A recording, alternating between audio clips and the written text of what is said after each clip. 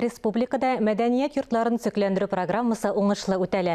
Башкалабызның Константиновка бистәсе клубы да яңартылды. Яңарак кына биредә аулагый тамашасы күрсәтелде. Тулырак хәбәрчебез Фәннүр Хәсәнов сюжетында. Тукайыбызның шигъри юллары белән кичәбезне юкка гына атамадык. Чөнки бүгенге очрашуыбыз нәкъ татар театры сәнгатенә багышланган. Йолаларның күбесен өлкән һәм урта буын үзешчәннәр башкарса да, тамашачылар арасында балалар һәм яшүсмерләрнең булуы күңелгә өмет шаткылары өсти.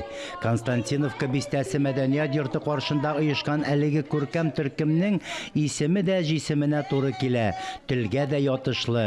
Җәүһәр үзешчән театр студиясе дип атала. Күптән инде хыялым бар иде, шушындый, әлбәттә, олылар белән, өлкәннәр белән шундый театр оештырырга. Әле безнең менә шушы Җәүһәр үзешчән театрны әле бер ай гына без инде аулагы ясадык. Үзебезнең туган телгә карата аулагылары. Хәзер бит инде безнең кеше кешегә йөрми, күрше күршегә йөрми.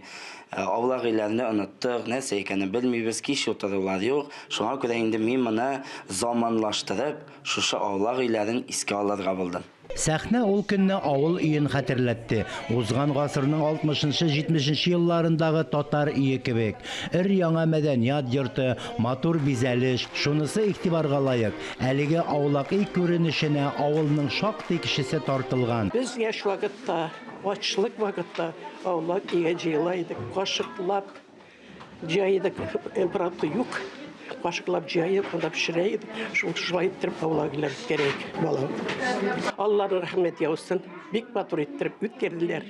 Бик матур итеп кунаклар килгән, кунаклар үзләренең ниләрен, дәрекләрен сөйләделәр. Бик ошады. Бик ошады. Дәвамлы булсын. Яшьләр йөрсеннәр, ике якны тигез итеп барсыннар. Динне дә барсыннар. Фәнне дә барсыннар. Әлбәттә, бүгенге көндә тамашачыларны мәдәният йортларына, клубларга тарту, җәлеп итү бик үк җиңел күренеш түгел. Без бик сөенәбез мондый очрашуларга җөрергә. Бик яратабыз менә шушындый үзешчән коллективларның чыгышларын. Иң мөһиме бит аларның чыгыш түгел, менә шул чыгыштан соң бергәләшеп, утырып, очрашып, сөйләшеп, фикерләшү. Бу бина 2 ел элек ачылган. Чынлап та искиткеч матур, бинабыз төзек, якты, матур итеп эшләнгән. Эшләргә генә искиткеч менә. Кешеләре дә шуны хәтле әйбәт аның. Бөтенесе түгәрәкләрдә катнашырга, йөрергә дип торалар. Безнең бөтен мәдәни чараларда катнашалар. Шундый активлар, түгәрәкләребез безнең бихисап күп.